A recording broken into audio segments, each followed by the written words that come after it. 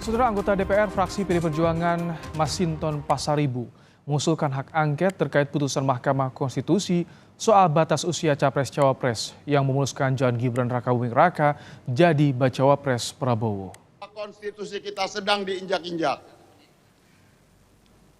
Kita harus menggunakan hak konstitusional yang dimiliki oleh lembaga DPR. Saya, Pak Ibu Ketua saya Masinton Pasaribu, anggota DPR RI dari daerah pemilihan DKI Jakarta.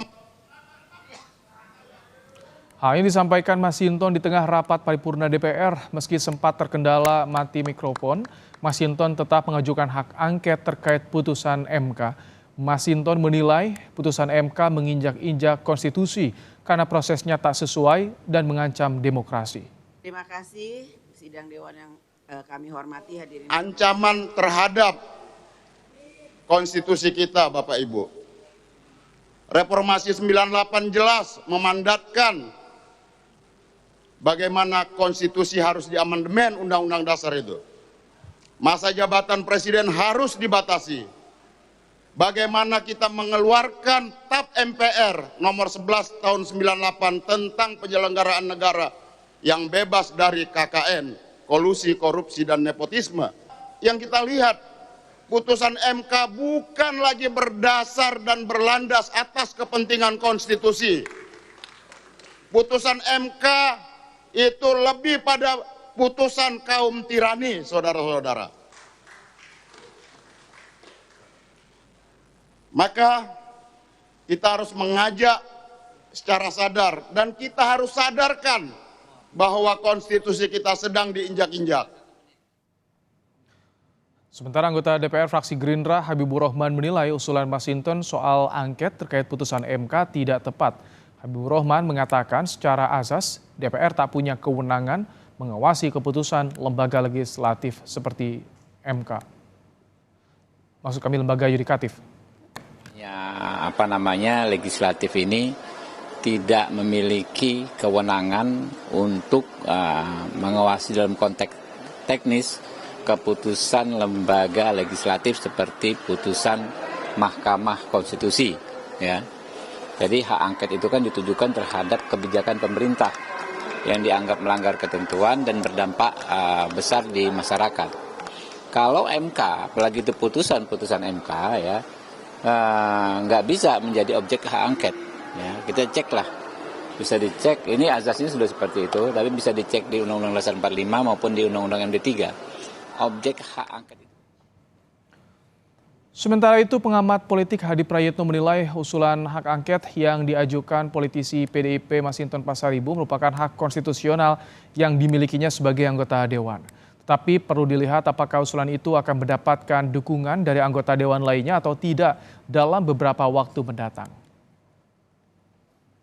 Terkait dengan syarat capres dan cawapres yang kita tahu sampai hari ini masih menimbulkan perdebatan yang cukup luar biasa di kalangan publik. Oleh karena itu, bagi saya, ketika hak angket ini diwacanakan oleh seorang anggota Dewan dimaknai sebagai hak konstitusional. Cuman problemnya, apakah usulan ini akan mendapatkan dukungan dari anggota Dewan yang lain ataupun tidak?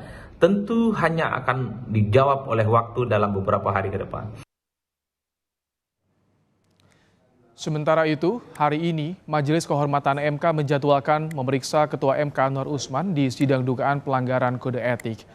Sebelum memeriksa Anwar Usman, sidang diawali dengan agenda pembuktian pelapor terkait pelanggaran kode etik Hakim Konstitusi dalam memutus uji materi soal batas usia Capres-Cawapres. Sebelumnya 4 laporan dibuat sejumlah pihak terkait putusan syarat Capres-Cawapres yang disampaikan 16 Oktober lalu.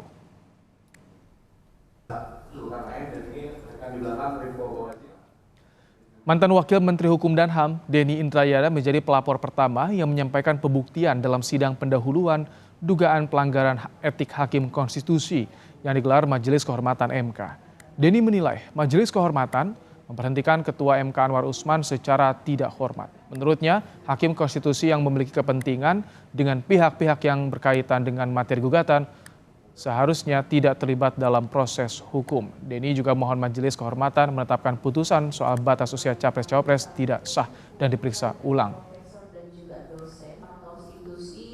menjatuhkan sanksi berupa pemberhentian tidak dengan hormat kepada hakim terlapor Anwar Usman karena terbukti melakukan pelanggaran berat kode etik dan perilaku hakim konstitusi, khususnya tidak mengundurkan diri dari perkara yang terkait dengan anggota keluarganya, perkara yang anggota keluarganya mempunyai kepentingan langsung terhadap putusan.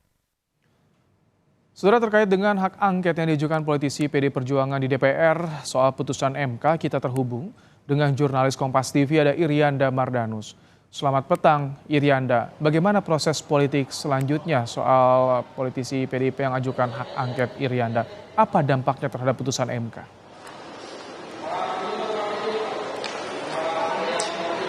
Ya, selamat petang Ibrahim dan juga saudara. Kalau dampaknya kepada putusan MK, tadi sebenarnya politisi Gerindra Habibur Rahman ini menyatakan bahwa keputusan MK kita tahu final and binding, kemudian juga ini sudah dilakukan juga turunannya oleh KPU yang kemudian merevisi PKPU yang menambahkan frasa dalam peraturan syarat batas usia capres-cawapres yang kemudian sempat menjadi obrolan atau diskusi hangat beberapa waktu terakhir. Memang cukup mengejutkan tadi ketika rapat paripurna 8 masa persidangan kedua tahun 2023-2024 politisi PDIP melakukan interupsi dan kemudian menyuarakan haknya sebagai anggota DPR untuk kemudian meminta pada pimpinan DPR melakukan atau melaksanakan kegiatan hak dimiliki oleh yaitu hak angket.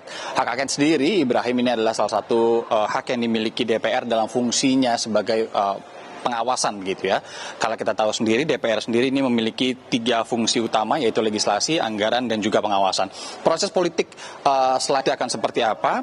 Ini tentu kita harus mengacu ke aturan mainnya atau aturan perundang-undangannya. Di sini ada Undang-Undang Nomor 17 Tahun 2014 tentang MD3 atau MPR, DPR, DPRD, dan DPD yang mengatur soal hak angket ini. Di mana sesuai pasal 79 ayat 3 Ibrahim dan juga saudara, hak angket adalah hak DPR untuk melakukan penyelidikan terhadap pelaksanaan suatu undang-undang dan atau kebijakan pemerintah yang berkaitan dengan hal penting, strategis, dan berdampak luas pada kehidupan bermasyarakat, berbangsa, dan juga bernegara yang diduga bertentangan dengan peraturan perundang-undangan. Nah, kalau dilihat sebenarnya kalau tadi disebutkan Habibur Rahman ini dalam trias politika ini sebenarnya tidak menjadi kebijakan atau dasarnya tidak tepat kalau hak angket ini dipakai ke yudikatif. Kalau di aturannya sendiri ini memang disebutkan terhadap pelaksanaan suatu undang-undang, di mana kalau kita tahu sebenarnya MK juga melaksanakan undang-undang itu sendiri. Kemudian kalau untuk aturan main, saya kembali ke aturan main, ada syarat dan juga tahapan yang kemudian harus dilalui atau sejumlah proses ketika anggota DPR mengajukan untuk melakukan atau menggunakan hak angket kepada suatu kebijakan itu sendiri. Nah, syarat dan tahapannya atau hak angket ini diatur lebih rinci di pasal 199 yang dinyatakan bahwa hak angket diusulkan paling sedikit oleh 25 orang anggota DPR dan lebih dari 1 fraksi. Kemudian pengusulan hak angket ini juga harus disertai dokumen yang memuat materi kebijakan dan atau pelaksanaan undang-undang yang akan diselidiki serta alasan penyelidikan. Kemudian kalau sudah disetujui, nanti usulnya ini akan mendapatkan persetujuan di rapat paripurna jika disetujui ya.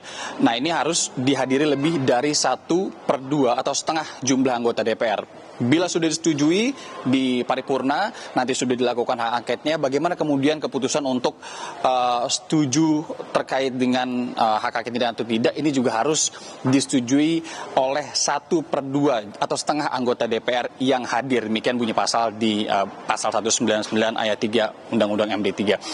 Kalau kita lihat lagi lebih dalam, sebenarnya pembicaraan mengenai keputusan MK terkait perkara nomor 90 yang beberapa waktu ini menghangat, ini sudah tidak lagi menjadi perbincangan di level-level 2, saya bisa katakan seperti itu.